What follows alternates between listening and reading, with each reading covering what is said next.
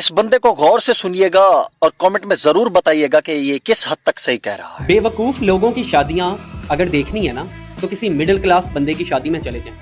शादी पे लाखों रुपए का जेवर बनाया जाता है जो कि शादी के अगले दिन ही संदूक में संभाल के रख दिया जाता है। हम मिडिल क्लास लोग इतने बेवकूफ होते हैं कि हम सारी जिंदगी मोटरसाइकिल चलाते हैं लेकिन अपनी शादी पे महंगी गाड़ियां किराए पे बुक करवा लेते हैं और शादी के अगले दिन फिर वही दूल्हा और दुल्हन उसी मोटरसाइकिल पे धूल खा रहे होते हैं पूरे जमाने की। हम मिडिल क्लास लोग अपनी शादी पे इतनी तो फजूल खर्ची कर ही लेते हैं कि जिसको अगर बचत में कन्वर्ट कर लिया जाए तो दुल्हा और दुल्हन के लिए एक छोटी कार तो मैसर आ ही जाएगी। लड़की को जहेज की सूरत में बहुत से कंबल, तकिए, सरहाने और इस जैसी चीजें बना के दी जाती हैं जिसको वो आते ही अपनी अलमारी या किसी पेटी में संभाल के रख देती है।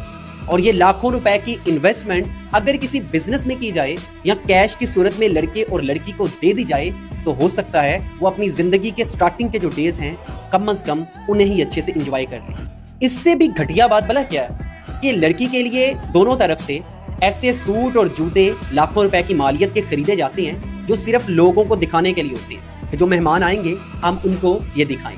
और वक्त गुजरने के साथ वो चीजें आउटडेटेड हो जाती हैं, वो फैशन खत्म हो जाता है और वो चीजें, वो लाखों रुपया ऐसे ही जाया हो जाता है। लेकिन हम मिडिल क्लास लोगों से जब पूछा जाए ना कि तुम अपनी मैरिड लाइफ में खुश क्यों नहीं हो तो उनका एक ही जवाब आता है, मेरे पास पैसे नहीं, मेरे पास वसाइल नहीं। लेकिन हमने अपनी शादी पे जो 20 लाख रुपए की फजूल खर्ची की है वो हम लोगों को दिखाने के लिए करते हैं ताकि बरादरी में इज्जत हो जाए, बरादरी में शान और शौकत कायम हो जाए। कि शादी पे 15 से 20 लाख लगाने से बेहतर है सादगी से शादी करो।